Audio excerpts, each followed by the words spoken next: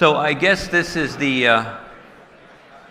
Times They Are Changing panel. The title indicates that the discussion is issues and trends that are changing sports sponsorship and marketing. So we'll decide if there actually are or not. Really good panel to help us discuss that. Tom Sarasoli, Head of Sponsorship Management at Citibank. We've got Jim Van Stone, he's not Senior Vice President. He's President of Business Operations and Chief Commercial Officer at Monumental Sports. Joe Fox, SVP of Marketing at ESPN. And Jeff Eccleston, Co-Head of CAA Consulting. What things are changing? Well, I think the number one thing I could say is changing happened, pretty recently when, 2.4 million people watched women's softball on ESPN. Yeah, that's right, the World Series last week. And 1.3 average. Yep. So when I see those kind of viewership numbers, I say, well, that's going to change some people's minds about where they should invest and whatever. So here is your softball, appropriately enough. Hit it. Well, yeah, I mean, you could talk about women's sports and the superlatives around it forever, right? So you talked about women's college softball. We had the highest regular season since 2015. Women's college volleyball was up 41% year on year. You could go on forever. I think there's a couple of things to think about. One is, ESPN has been broadcasting WNBA, for example, since 1997, so it's not new. What is new, I guess, is that there's been a sort of explosion in interest in viewing and reporting, in particular, like general reporting about women's sport. And I think it's important to remember that comes not just because of a sudden meteoric rise, it's about the sort of persistence and resource that people have put into women's sport over the past few years, and I think it's important to remember that. So it's not just about the athletes and the leagues themselves, but even if you look at ESPN and in my field, in marketing, we've invested through media and production like 350% more to make sure that we're serving those fans in the way they want to be served, but also thinking about how to get to those audiences, which might not be your traditional sort of linear audience. So how do you sort of think where the fan is, where that interest is, and then tailor your marketing plans accordingly? And that's outside of the investment we've made in rights as well. All right. Now, you warned me you wouldn't have great detail, but I'm going to ask you, what was the composition of that record audience? Yeah. You say, and is that changing? And I stick to the fact I won't have great detail, okay. but any detail is fine. No, I think it's important to realize that, obviously we all know this, women's sport is not watched exclusively by women, right? Like when we started in 1997, it was essentially mainly men watching women's sport because that's who was on ESPN cable. That has definitely changed. It still is predominantly, as a general rule, men, like over 50%, but that has obviously changed a lot as more female fans have been watching. Younger audiences and more casual sports fans audiences have been getting involved and growing the expansion into the sport. Jeff, your clients have been pounding your doors on women's sports for a couple of years by now. What do they want? Are they doing anything effectively with it? I'm sure every C-suite kind of knows by now, God, we got to have this. What are we doing with it again? Yeah, I think for us, it's, when we're looking at and working with our clients, it's about putting them in the right places. They're really trying to understand where we show up in culture, how we show up in relevant, meaningful, authentic ways. Certainly women's sports has been hot, and part of that is because it's now into the ecosystem. The media is covering it. There's audiences that are being aggregated. But for us, it's really about the brands who are doing it well aren't just showing up and badging it. They're actually showing up in a way that's either furthering the sport, adding to the conversation. I'll do a little plug for Garth at his 5 o'clock panel today, spotlighting of the CMO, and where he'll talk a little bit about what Aflac did. And I think what he'll talk about is seeing a real need or a disparity between women's and men's sport. And as a brand, being able to come in and not only meet that need, but meet that need in a way that was very authentic to the brand. It wasn't just about showing up and writing checks, although he'll talk about why that was the case. But for many brands, it was really about thinking about the authenticity of what that looks like, and then showing up for those disparate audiences that they weren't reaching through other traditional sports or other traditional mediums or through other digital channels in a way that they can break through. Right. Tom and then Jim, it's a little different for a lot of reasons, men and women, but the point I was trying to make is it's cause related in a way, right? There's the research that we had in the magazine this week talked about, the fans that are just women's sports fans as opposed to, Mystics fan or whatever. Tom, tell me about dealing with that, and then Jim. So from the brand side, or at least I could speak on behalf of Citi, when we look at any sponsorship opportunity, it's got to pass a bunch of filters on why we do sponsorships, that everything from driving value to driving client engagement and delivering on commercial outcomes. So when we talk about women's sports, we look at it in the same lens as we do with every other opportunity that comes our way. I think that speaks to, Jeff, what you were saying about the opportunity that exists within women's sports these days. It's seen a meteoric rise, which is, it's earned, it's exciting, it's deserved. But from a brand perspective, we still want to make sure that we're driving authenticity and driving results. And so we look at any opportunity, whether it's women's sports or men's sports, through the same lens. What have you been doing in that regard?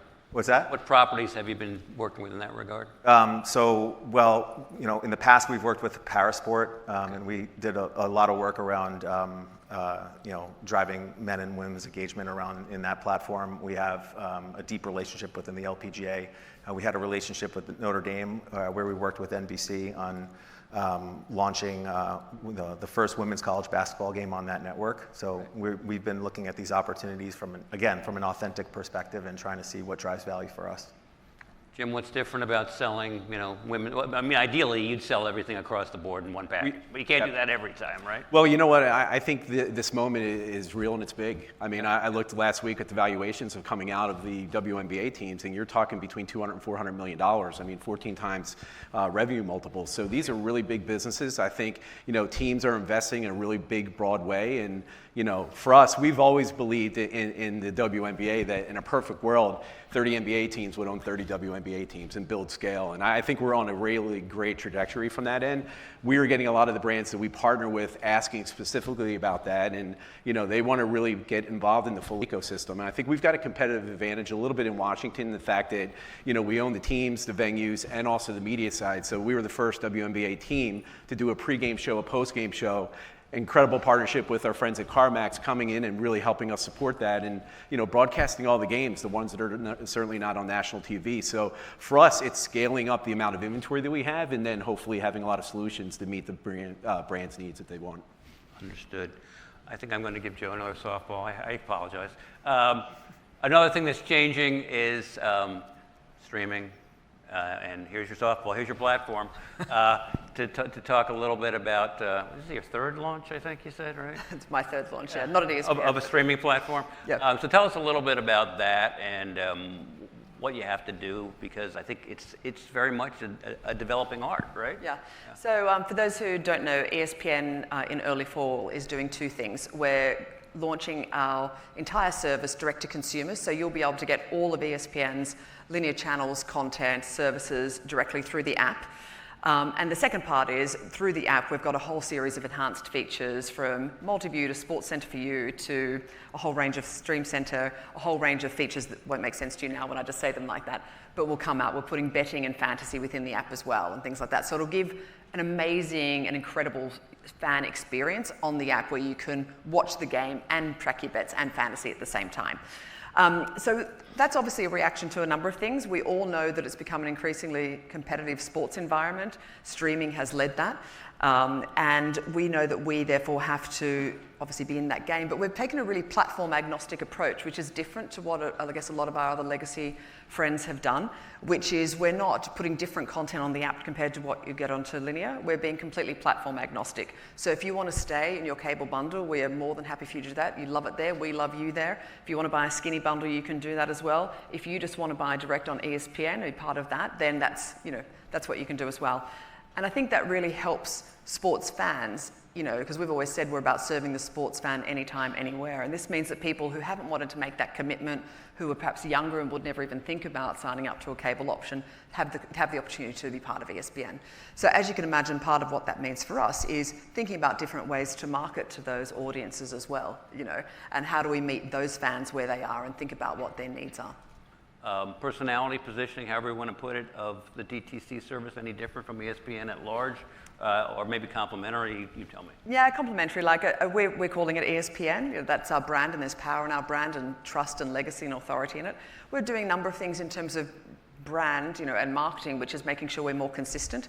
And that is because you will all know in your normal lives, you're on TikTok, and then you're on Snapchat, and then you're on TV, and when you've got live sport in particular, consumers need to have a way to navigate to who's actually presenting that game or that offer.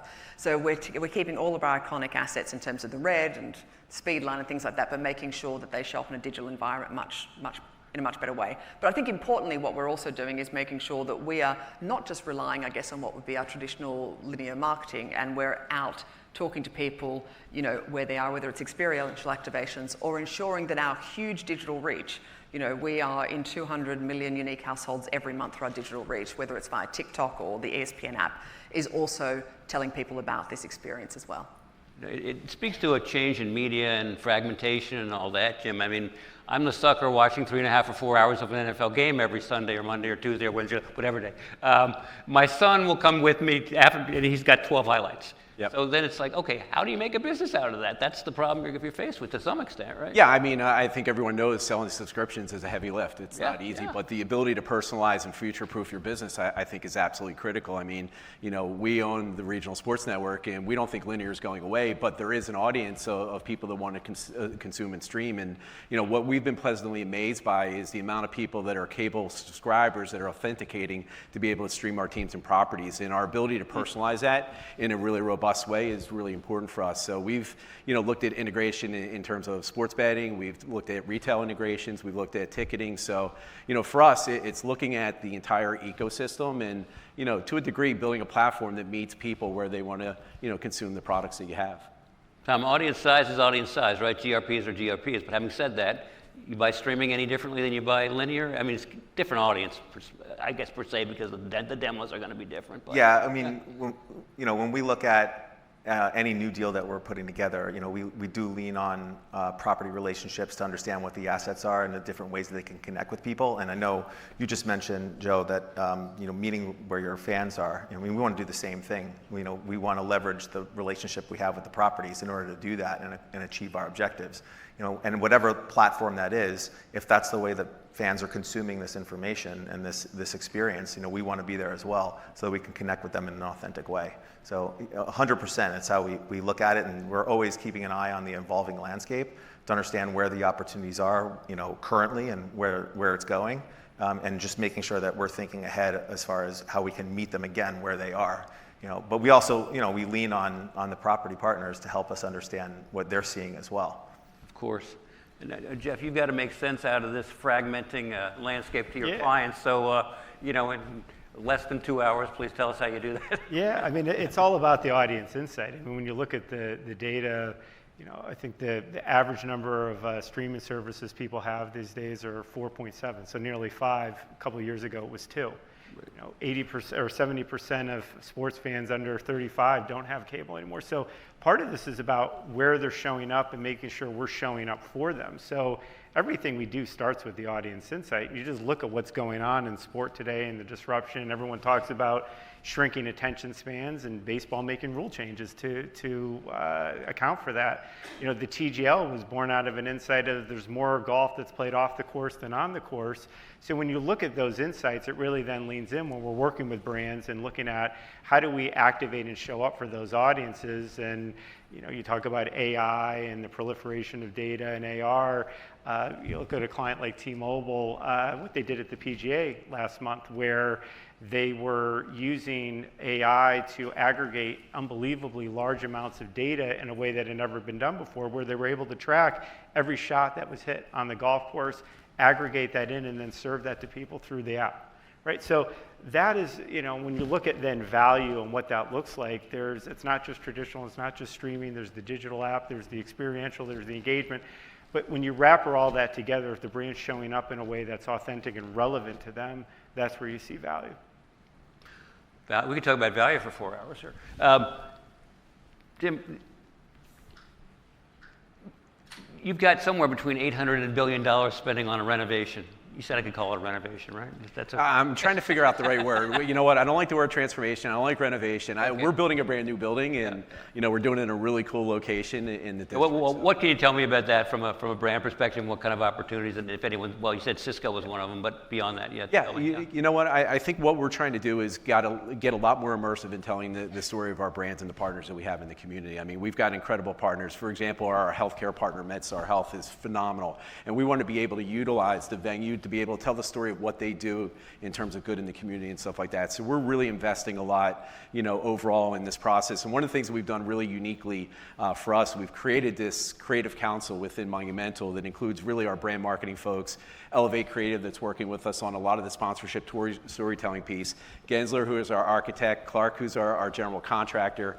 And then we announced really two unique properties in terms of Collect and Darren Vell's group from a memorabilia and historical standpoint. I mean, our teams all across the country have these values and, these great traditions that we probably didn't do a great job of capturing everything. So the collectibles piece will be a big part of that. And then, really, I think for all the partners, I mean, when you align with, a venue, for example, I mean, part of it is a really big community commitment. And so one of the things we recently announced was a partnership with a group called Sports and the Arts, and they're going to create almost 400 unique artworks that we're going to have displayed throughout the entire sports and entertainment district. But really that whole holistic, opportunity we think is really the game-changing development opportunity we have in these new buildings. And, right now I think in the NBA there's 20 different teams that have major venue projects that are underway. And one of the things that I've heard out there, and I think he said it best, was Commissioner Silver, in that these venues and communities are really the modern day town halls. So you really got to make sure that they're coming to life 365 days a year,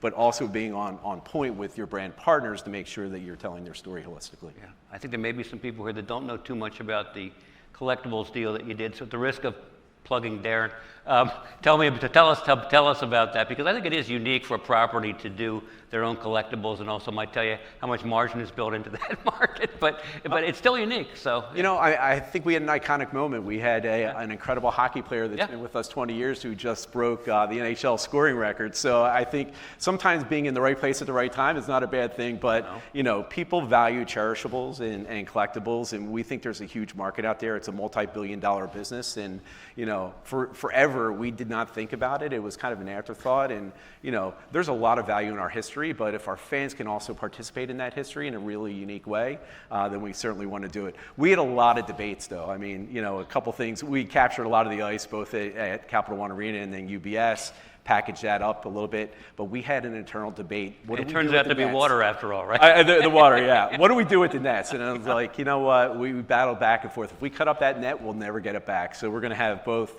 the 894 number that he tied the record that happened to Capital One Arena, and the breaking one at 895, both as big commemorative exhibits in the building. So, it's a balancing act. But when you look at that, I mean, all of us and the value of sports and why we're in it, I mean, every one of us remembers the first game they attended, the first venue they were in, who they were with. I mean, these are cherishable moments, and, we've got a responsibility of capturing them in a really big way. What's at the top of that price list of collectibles you're out there selling from Obi's record? Right now, I think we've got stuff priced at around $1,500 on the most exclusive one. You were selling the net from the warm-up, right? We are selling the net from the warm-up. We packaged up the ice. I think we're trying to be creative a little bit, in terms of what we do next. It's all good. I always think these sessions should be a little bit of show and tell. So Tom, tell me about your favorite promotion from the last, 6 months that involves sports, or farther back if it needs to go. Can I instead shift it a little and tell you about the promotion or an activation plan we're excited about? Sure. You mean coming up? Yeah.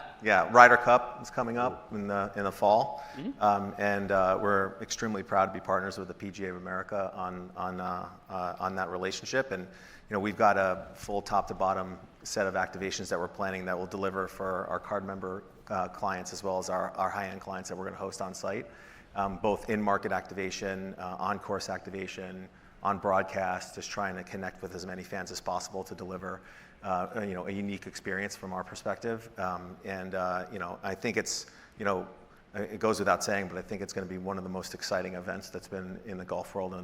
Well, I guess it's coming off a Masters that was pretty electric, but it'll be great to just build on that enthusiasm with what's coming in the fall. So we're very, very excited. It also happens to be in our backyard in New York, so no shortage of interest there. And the most important value or KPIs that you hope to derive from that are? Yeah, no, absolutely. So our business is extremely diversified. We have 5 different business lines in particular, one being on the card member side, where we're very much focused on how we're driving card member engagement, volume, trying to impact card share so that we can deliver against our personal banking business. All the way, that's on one side of the spectrum. On the other side of the spectrum is how are we engaging with ultra high net wealth individuals, with our institutional client base to deliver a truly unique experience for them on site, which creates a very interesting situation for us because those are very different assets that you have to structure into a deal in order to deliver against those objectives. But so we'll be all over the place, on site in market in September, trying to figure out how we deliver against all those objectives. But from a KPI perspective, it's how we're supporting those different lines of businesses, whether it's bringing on a new client, an institutional client, all the way down to just impacting behavior at the point of transaction. Okay, and Jeff, you mentioned Timo, but beyond that, I'll give you one to put on the bulletin board. I'm going to go less KPI, more why we're in this business from an emotion standpoint. So it was with one of our clients. There was a promotion for people to come and actually see one of the Formula One cars up close, and so people went through the promotion. We had the event, and one of the women that showed up was blind, huge F1 fan, and was able to get up, touch the car, and actually see it for the first time. And there wasn't a dry eye in the place. And I think things like that just remind you of the power of what we get to do. And yes, it's about eyeballs. Yes, it's about reach. Yes, it's about KPIs. But it's also the emotion that goes into this. And to be able to deliver an experience like that maybe there were 50 winners that got to, so from a KPI, there wasn't huge numbers in the aggregate. But to actually take someone and let them see the car for the first time by feeling it, really powerful. And I think sometimes we can't forget about why we're in the business and the experiences and what we get to do for a living. Come on, you got to tell us who the client was. It was OKX. Okay, good enough. It's probably more appropriate for you to talk about what's coming up than what happened, right? So, Probably. But what about to the degree you can tell us, I mean, what's the launch all about? How much off-channel do you require? What's that going to be about? Again, to the degree you can tell us, or perhaps revealing as many secrets as possible. I won't spill all the tea, but certainly it'll be a large consumer launch in fall, so it will be a significant amount of off-channel, and I think pretty busy time of year too. Very busy time. A few big events on. Yeah. But if you can think about our aims, this is all about audience expansion. There's a whole range of people who, for whatever reason, have not wanted to sign up to cable to get ESPN, and now this barrier is removed, right? So our marketing plans are all about getting to those people, whether that's through influencers or activations on field. But if I can give a super nerdy answer to what I'm excited about Oh, we're here to be super nerdy. Okay, good. So I'm sort of super nerdy about what it changes for our business in actual fact, because when you start engaging a more casual fan, right, and the entry point is lower and you can cancel any time, people come in for different things, right? So in the past, if you're signing up for a 1-year contract and it's quite expensive, you're a pretty committed sport fan. This gives a way for casual sports fans to come in. And to give you an example, so we have a broadcasting partnership we've been doing with, let me get this right, because in my accent it's a really weird thing to say, with the Savannah Bananas. And it's pretty good. Thanks so much. I've been practicing. But it's like, they're so fun, right? You all know them. I expect them to have their own network soon. Yeah, exactly. Maybe on ESPN. That's not tea. But what's interesting about them is they have a really highly skewed female audience, a really sort of young audience. We now have ESPN on the Disney Plus tile, which actually talks to that audience, right? And when we launch, we will have an amazing value bundle deal with Disney Plus, where you get Hulu, Disney Plus, and ESPN for $29, which is the same price as standalone. So what does that mean in the nerdy sense about what that means for the viewers that are coming in and what they're watching? And then how do we have to react to serve the fan better in the way that we market to them, talk to them, and what does it mean? So that's what I'm sort of excited about, which is when you have such a transformational moment, what does it mean for the fan and how you react to the fan, I guess, and serve them better? Now this I didn't nerdy? This I didn't know, so I'm going to jump back to you. They skew really high female. That's interesting. Why is that? Yeah, well, I mean, have you... People come through it yeah, well, I know that. Have you been on their TikTok? Yes, but even so, it's supposedly baseball, right? It is baseball, but these are very social. A lot of actually, I met with quite a few of them. It's a lot of people who as it happened in COVID, because the draft went down after college from like 1,500 to 500, suddenly had all these college baseball players who didn't have anywhere to go. It was really fascinating. Anyway, but they're also very social media friendly, right? And it's sort of entertainment and baseball at one. Like they call it a show, not a game. And I just think it's a really interesting, development, I guess, in the American sports landscape and serving a totally different audience who, might not be watching, sport every single night, but really want to come in for that community experience, love baseball, love the show. So how fun to be part of that and see what it does for your platform. That's true. Some category-specific stuff. There's a new fintech startup, I don't know, every 5 minutes. In your deals extant or you're negotiating, what's changed about kind of defending your turf? And are you more about omnibus? Are you shaving it down so okay, they can have that, we can have that? How much more competitive, and what have you been doing about it? Of course, we're sitting next to each other. I know, Oh, exactly. right. He's next. Yeah. But we have to keep in mind, in total, Yeah. fin service is still the biggest category, but there's a lot of total to total up there. Yeah. It's definitely gotten a lot more complicated over the years. What we tried to do, just generally, is own in the entire category. The financial services space has been sliced up so many times, Yeah. and I understand it, in the sense that there's a push to monetize all the different categories underneath it. For us, it gets a little trickier because anytime you dissect the category even further, it becomes a little bit more difficult for us to negotiate the deal. The price will go up, and then we have to start understanding whether or not we're going to be comfortable with maybe not having every category under the financial services umbrella, and then which categories are we comfortable with, which one are we not comfortable with, and then if we're not comfortable with something, is there, are there brands that we are comfortable with being in that space as a part of the deal? It just becomes a lot more nuanced, and it's getting more complicated by the day, which is fine. I think there's as you're seeing the need to drive value against all the individual categories, the prices are going up, which makes the negotiation even harder, and it's pushed on the counterpoint side from us. And speaking for Citi, our budgets are sounds funny, but it's relatively tight for a bank to say that we don't have money, but we know the budgets are pretty tight. And as the prices continue to go up, you're battling this internal pressure of keeping budgets in check with the push from the property to monetize all the individual categories. So it's definitely becoming a lot more challenging.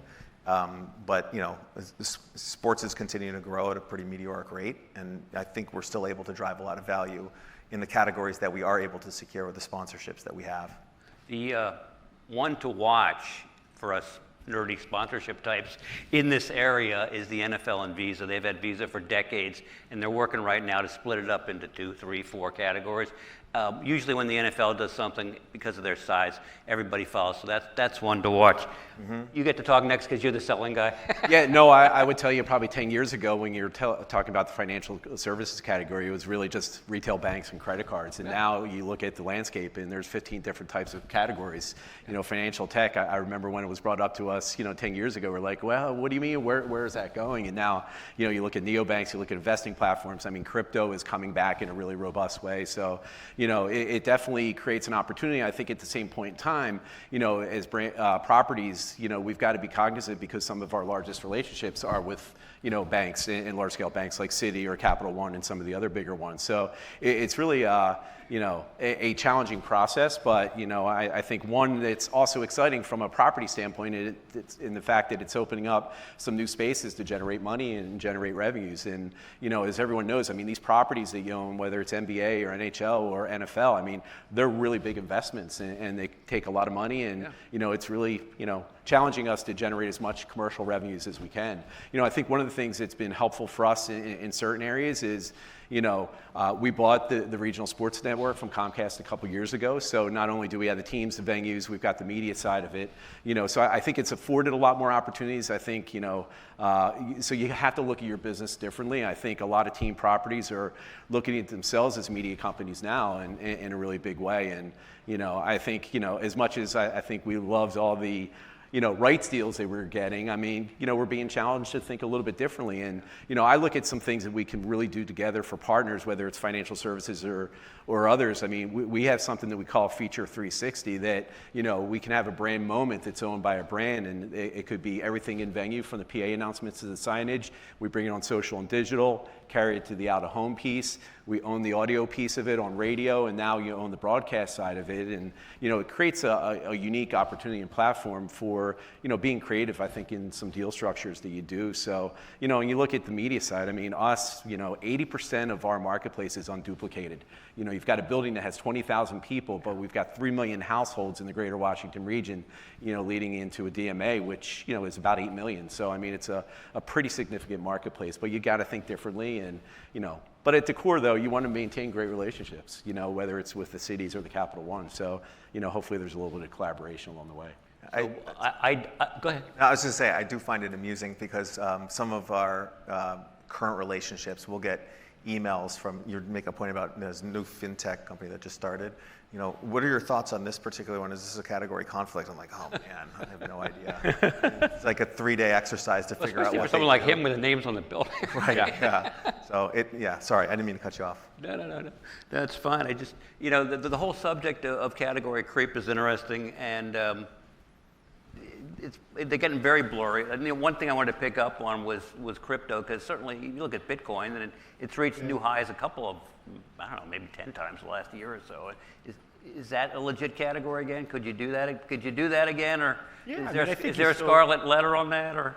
I mean, I think you still see a lot of crypto brands are back investing, and their money's green. You're taking it, right? So I think I don't know that there's a scarlet letter on it.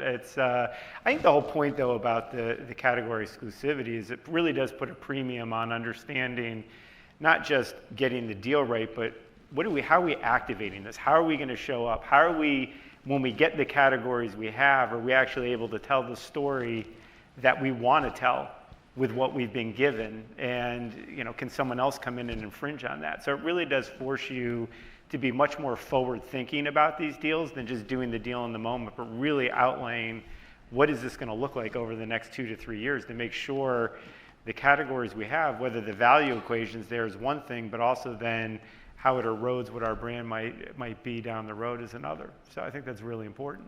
Well, does exclusivity matter, or is it more about platform, or is that dependent specifically on client? Yeah, I think it depends on category. I mean, you see some categories, alcohol lives much more, interchangeable with every property's got 5, 10 spirits. Yeah, so I think it's, a lot of clients are coming to us, and they're really asking for, when we do a deal, like ownable moments, or what's that ownable thing that we have that no one else can have, and whether that's a moment, whether that's part of the experience, whether that's part of the storytelling around the property, but it's really, that's where it is right now because of how fine a lot of these categories are getting sliced, because you're not only just competing with other brands that might be adjacent to your category, you're competing with all the other partners that are there who are also trying to put their narrative out there, and consumers don't have unlimited attention spans. There is a lot of information being thrown at all of us every single day. So they're going to an event or going to a venue, they're only taking away 2 or 3 things from that, even though they may have been exposed to 100. So you're not just competing with the other fintechs or the other partners that are adjacent, you're competing with the alcohol, the automotive, the airline as well for attention. So it's really important of thinking about what is that moment, or what are we owning in the mind of the consumer? New categories, developing categories. Maybe we could call crypto a new one or a revised one. Jim, tell me what's new and different. It doesn't have to be a big one, just new and different. I think the emergence of AI and what that looks like is certainly. Are they really spending yet, or? I think that, it's in the early stages. I mean, it'll be interesting to see the way the next 5 years, kind of evolve for us. I mean, I look at us, in terms of the venue that you mentioned, Terry, and we're looking at everything on the street to seat experience, and we've got really big brands in terms of the value, but we're really really small to medium-sized businesses. So we're going to have to really integrate, new opportunities, technologies, and whatever it could be to really make the experience more efficient for the guests coming in. And I think, for example, AI can help us out with, that street to seat and the wayfinding signage. I mean, we don't want people waiting in lines anymore. So we want people to really be, in their seats consuming the event that's happening on that end. And you look at the businesses, I mean, we're a live events business, we're a content business, we're, culinary business, we're a retail business. Right. So, I mean, AI in that process, because we're never going to have the staffing sizes, I think can help us really be a lot more efficient. Yeah. Go ahead. I mean, you're seeing, beauty. When women's sports is unlocking, I think, a renaissance or resurgence in beauty.